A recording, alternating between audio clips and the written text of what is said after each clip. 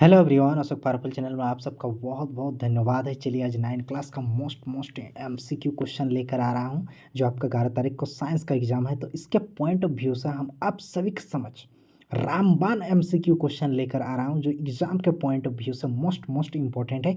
चलिए स्टार्ट करते हैं, लेट्स स्टार्ट दिस वीडियो। ठीक है, चलिए सबसे पहला नंबर वाला क्वेश्चन ये रहा, आपका स्क्रीन के सामने देख लीजिए। ठीक है, सबसे पहला नंबर वाला क्वेश्चन का अगर बात करेंगे तो देख लीजिए, निम्न में से कौन सदिश नहीं है। सबसे पहले जान लीजिए कि सदिश का मतलब होता क्या है। अगर आपसे हम बात करेंगे कि सदिश का मतलब क्या होता है, तो देखिए सदिश का मतलब जो होता है ना, हमेशा याद रखिएगा कि सदिश का मतलब होता है जिसका परिणाम और दिशा ये दोनों निश्चित होता है। ठीक है, परिणाम और क्या होता है, दिशा निश्चित होती है, उसे क्या कहते हैं, सदिश राशि। लेकिन आपसे क्वेश्चन में पूछा गया है कि कौन सदिश राशि नहीं है, इनके बारे में आपका क्वेश्चन में आपसे पूछा गया है। ठीक है, तो चलिए आगे देखते हैं। अगर इसका बात करेंगे तो सबसे पहले देख लीजिए, विस्थापन, परिणाम और दिशा दोनों निश्चित होते हैं, त्वरण में भी होते हैं, वेग में भी होते हैं, दूरी इसका करेक्ट आंसर हो जाएगा। तो अगर 1 नंबर का बात करेंगे तो आपका डी नंबर 2 सही आंसर हो जाएगा। ठीक है, क्वेश्चन नंबर 2 आपसे क्या पूछा जा रहा है कि वेग में परिवर्तन के दर को क्या कहते हैं। तो हमेशा याद रखिएगा, वेग में जो परिवर्तन के दर होता है उसे त्वरण कहा जाता है। ठीक है, चलिए नेक्स्ट क्वेश्चन की ओर मूव ऑन करते हैं कि चाल और वेग कैसा है, मतलब क्या आता है। तो चाल और वेग कैसा है, मतलब क्या आता है, मीटर प्रति सेकंड होता है। ठीक है, चलिए क्वेश्चन नंबर 4 की ओर बढ़ते हैं। ऑडोमीटर क्या मापता है। तो ऑडोमीटर जो मापता है, याद रखिएगा, तय की गई दूरी को मापता है। 4 नंबर का डी नंबर 2 सही आंसर हो जाएगा। ठीक है, चलिए क्वेश्चन नंबर 5 की ओर मूव ऑन करते हैं, और ये रहा आपका स्क्रीन के सामने क्वेश्चन नंबर 5 देख लीजिए। क्वेश्चन नंबर 5 का अगर बात करेंगे तो देख लीजिए, 20 मीटर प्रति सेकंड को किलोमीटर पर आवर। हमेशा याद रखिएगा, मीटर पर सेकंड को किलोमीटर पर आवर में जैसे कन्वर्ट करने के लिए बोला जाएगा, किलोमीटर पर आवर को जैसे मीटर पर सेकंड को जैसे किलोमीटर पर आवर में कन्वर्ट करने के लिए आपसे पूछा जाएगा, तो आप इतना याद रखिएगा कि उसको 18/5 से गुना किया जाता है। किससे गुना किया जाता है, 18/5 से आपका गुना किया जाता है।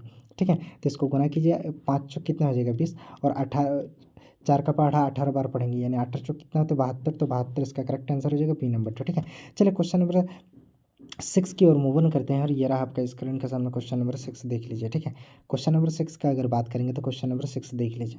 क्वेश्चन नंबर 6 आपसे पूछा जा रहा है कि एक कार की चाल 15 मीटर की दूरी तय करने में 18 किलोमीटर प्रति घंटा की चाल से 36 किलोमीटर प्रति घंटा हो जाती है, तो कार का त्वरण ज्ञात कीजिए। अगर कार का त्वरण की अगर बात करेंगे तो सबसे पहले देखिए, एस इक्वल टू इसका दूरी कितना दिया आपको, तो 15 मीटर। कितना मीटर दिया है, 15 मीटर। ठीक है, अगर बात करेंगे देखिए, यू का अगर प्रारंभिक दूरी कितना दिया, 18 किलोमीटर, तो इसको मीटर पर सेकंड में बदलेंगे तो हमेशा याद रखना 5/18 से गुना किया जाता है। किससे, 5/18 से। 18 आपस में कटा तो ये कितना आया, 5। ये कितना है, 5 मीटर पर सेकंड आया। ठीक है, और भी का अगर बात करेंगे तो भी इक्वल टू आपके पास कितना दिया है, भी इक्वल टू कितना दिया है, 36। तो 36 गुना 5/18 करेंगे, 36 गुना कितना करेंगे, 5/18, तो 18 दुगुना आपका कितना हो जाएगा, 36। ठीक है, यानी 5 दुगुना 10, यानी भी का अगर मान का बात करेंगे तो आपका कितना आया, 10 मीटर प्रति सेकंड आया।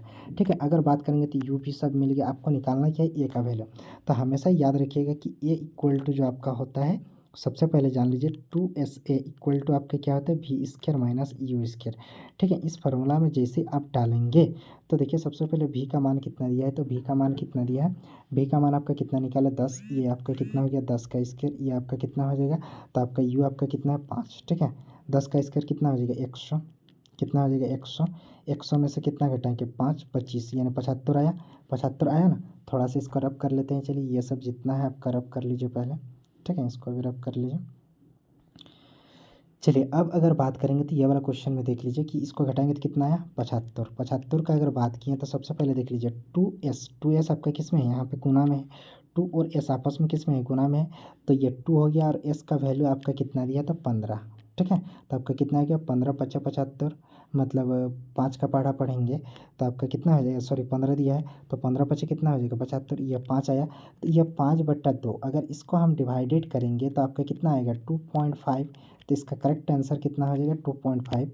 ठीक है, तो इसका करेक्ट आंसर हो जाएगा 2.5, और त्वरण कैसा है, मतलब क्या आता है, मीटर प्रति सेकंड इसका, इसलिए ए नंबर 2 आपका सही आंसर हो जाएगा। ठीक है, चलिए नेक्स्ट क्वेश्चन की ओर मूव ऑन करते हैं। चलिए नेक्स्ट क्वेश्चन की ओर मूव ऑन करते हैं, यानी क्वेश्चन नंबर 7 ये रहा आपका स्क्रीन के सामने देख लीजिए। ठीक है, चलिए क्वेश्चन नंबर 7,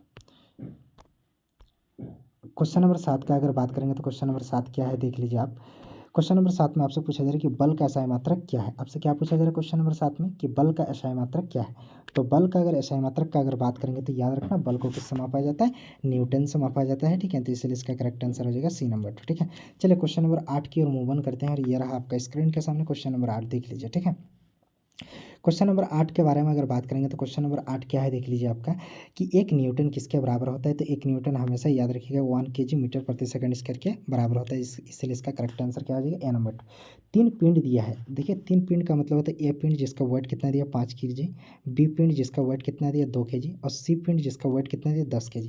किसका जड़त्व सबसे कम होगा। सबसे कम का मतलब होता है कोई भी जड़त्व जो डिपेंड रहता है उसके मास पर यानी उसके द्रव्यमान पर। जिसका द्रव्यमान कम होगा उसका जड़त्व कम होगा, जिसका मास ज़्यादा होगा उसका जड़त्व ज़्यादा होगा। तो किसका द्रव्यमान सबसे कम है, यानी बी का, यानी किसका जड़त्व सबसे कम है, यानी ये जो बी है बी पॉइंट का। तो बी इसका करेक्ट आंसर हो जाएगा जो आपका बी नंबर में दिया है। ठीक है, चलिए क्वेश्चन नंबर 10 की ओर मूव ऑन करते हैं कि 1 kg, सबसे पहले देख लीजिए कि इसका एम इक्वल टू आपका कितना दिया 1 kg। ठीक है, एम इक्वल टू कितना दिया 1 kg दिया है। और अगर बात करेंगे एफ इक्वल टू आपका कितना दिया 1 न्यूटन। कितना न्यूटन दिया है 1 न्यूटन दिया है। तो आपसे क्या पूछा है कि इसका त्वरण यानी ए इक्वल टू पूछा है। तो आपको पता है कि एफ इक्वल टू क्या होता है, तो आप पहले ही पढ़ चुके हैं कि एफ इक्वल टू क्या होता है एम ए होता है। तो अगर एफ का ए का वैल्यू निकालेंगे ए का, तो ए इक्वल टू क्या आ जाएगा एफ बटा एम होगा। यानी एफ कितना दिया आपका, एफ कितना दिया तो 1/1 काटेंगे तो 1/1, तो कौन 1 इसका करेक्ट आंसर हो जाएगा। तो 1 कौन सा ऑप्शन में है, लेकिन याद रखना कि त्वरण कैसा है मतलब मीटर प्रति सेकंड स्क्वायर होता है। इसलिए इसका करेक्ट आंसर हो जाएगा डी नंबर 2। ठीक है, चलिए क्वेश्चन नंबर 11 की ओर मूव ऑन करते हैं और ये रहा आपका क्वेश्चन नंबर 11। क्वेश्चन नंबर 11 का अगर बात करेंगे तो क्वेश्चन नंबर 11 क्या है थोड़ा सा देख लीजिए। इसको सबसे पहले पढ़ लेते हैं क्वेश्चन नंबर 11 को और उसके बाद इसको बनाते हैं।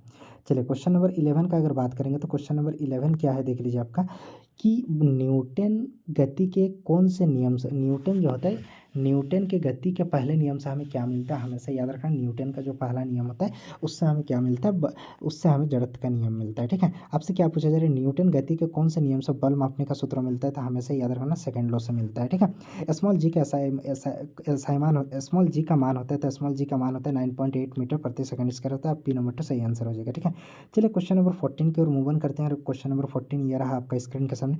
60 kg द्रव्यमान, सबसे पहले देख लीजिए कि द्रव्यमान इसका वेट कितना दिया 60 kg। ये क्वेश्चन का आंसर ना मैक्सिमम स्टूडेंट आपका क्या करते हैं गलत करता है।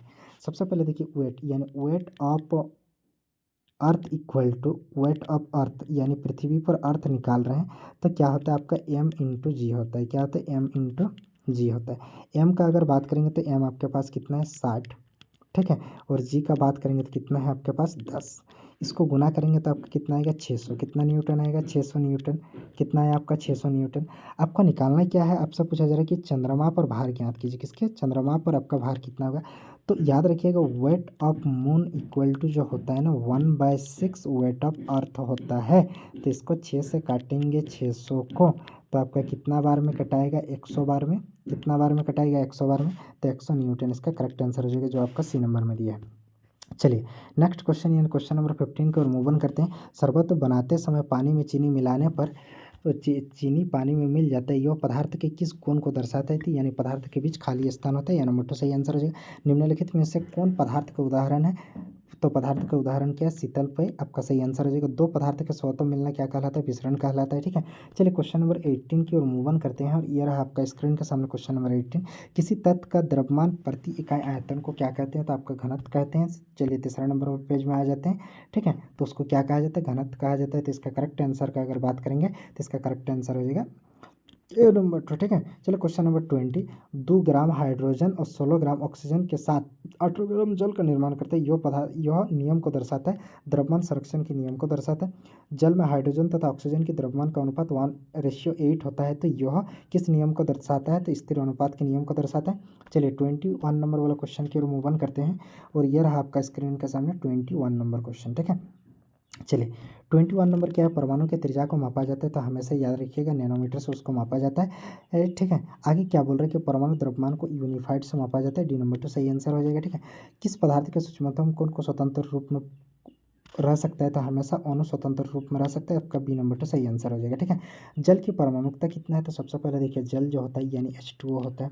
H2O होता है ना, हाइड्रोजन का 2 परमाणु और ऑक्सीजन का कितना है 1 है, इन दोनों को जोड़ेंगे तो आपस में कितना हो जाएगा 3, तो इसका करेक्ट आंसर हो जाएगा 3। ठीक है, अगले वाला क्वेश्चन में क्या पूछा जा रहा है देखिए, इसका आगे वाला क्वेश्चन का अगर बात करेंगे तो आगे वाला क्वेश्चन देख लीजिए।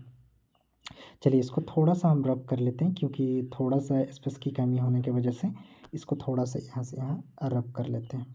ठीक है, यहाँ से रब किए। चलिए अब स्टार्ट करते हैं इस वाला क्वेश्चन। सबसे पहले देखिए, निम्नलिखित में से किस यौगिक का परमाणुकता कितना है? 5 है। कौन ऐसा यौगिक है जिसका परमाणुकता कितना है? 5 है। तो सबसे पहले अगर बात करेंगे अमोनिया, तो अमोनिया क्या होता है? NH3 होता है। NH3 जैसे होता है, यानी नाइट्रोजन 1 और हाइड्रोजन 4, 3 मिला कितना हो गया? 4, ये नहीं हो सकता है। अगर बात करेंगे CO2, तो CO2 भी कार्बन डाइऑक्साइड, यानी 1 और 2 मिला कितना हो जाएगा? 3। अगर बात करेंगे कैल्शियम कार्बोनेट, यानी CaCO3, ये कैल्शियम कार्बोनेट का सूत्र है। कैल्शियम 1 हो गया, कार्बन 1 हो गया और ऑक्सीजन 3 हो गया। ऑक्सीजन कितना हो गया आपका? 3। इन तीनों को जब आपस में जोड़ेंगे तो 1+1+3 जोड़ेंगे तो कितना हो जाएगा? 5।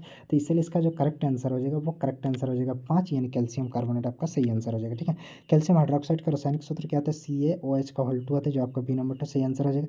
नाइट्रिक अम्ल का आणविक द्रव्यमान जो होता है हमेशा याद रखिएगा 63 यूनिफाइड, आपका सही आंसर हो जाएगा ए नंबर। तो ठीक है, कोशिका का खोज किसने किया था? तो आपको पता है कि रॉबर्ट हुक ने क्या किया था? कोशिका का खोज किया था। तो चलिए नेक्स्ट रॉबर्ट हुक हो जाएगा। ठीक है, चलिए ये वाला क्वेश्चन का अगर देखेंगे तो इसका आंसर क्या हो जाएगा? रॉबर्ट हुक हो जाएगा। कौन सा ऑप्शन में दिया है? तो ए नंबर वाला ऑप्शन में दिया है। निम्नलिखित में से किस जीव में एक कोशिकीय जीव होता है?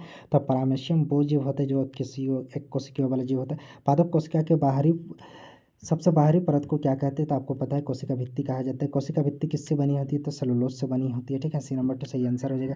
क्वेश्चन नंबर 32 की ओर मूव ऑन करते हैं और ये रहा आपका स्क्रीन के सामने क्वेश्चन नंबर 32, देख लीजिए। ठीक है, क्वेश्चन नंबर 32 क्या है? कोशिका झिल्ली के कोशिकाओं का बाहर से अपने पदार्थ तथा अन्य पदार्थ का ग्रहण करने की प्रक्रिया को क्या कहते हैं? तो याद रखिएगा इंडोसाइटोसिस कहा जाता है। बी नंबर तो सही आंसर है। कोशिका में आनुवंशिक गुण की संरचना होती है तो कहाँ होती है? तो याद रखना, हमेशा याद रखिएगा कि गुणसूत्र में होती है। कहाँ होती है? गुणसूत्र में होती है। नहीं, लेकिन इसमें देखिए DNA आनुवंशिक गुणों की सूचना कहाँ होती है?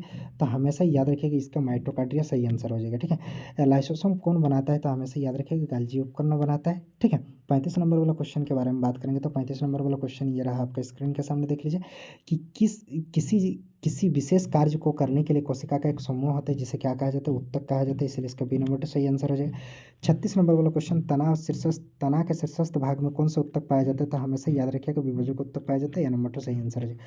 पौधे के पत्तियों में बने हुए भोजन का संवहन किनके द्वारा करता है? तो फ्लोएम। ठीक है, जल का परिवहन जाइलम के द्वारा। ठीक है, चलिए अगले वाला क्वेश्चन को देख लेते हैं। ठीक है, अगले वाला ये रहा क्वेश्चन आपका स्क्रीन के सामने, देख लीजिए। अस्थि और मांसपेशियों को जोड़ने वाले क्रम को क्या कहा जाता है? तो अस्थि और मांसपेशी को जब आपस में जोड़ा जाता है तो याद रखिएगा उसको क्या बोला जाता है? टेंडन बोला जाता है। ठीक है, नारियल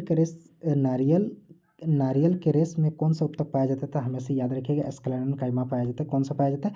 एस्क्लेरन काइमा इसका करेक्ट आंसर हो जाएगा। कौन तो इसका करेक्ट आंसर हो जाएगा? एस्क्लेरन काइमा इसका सही आंसर हो जाएगा।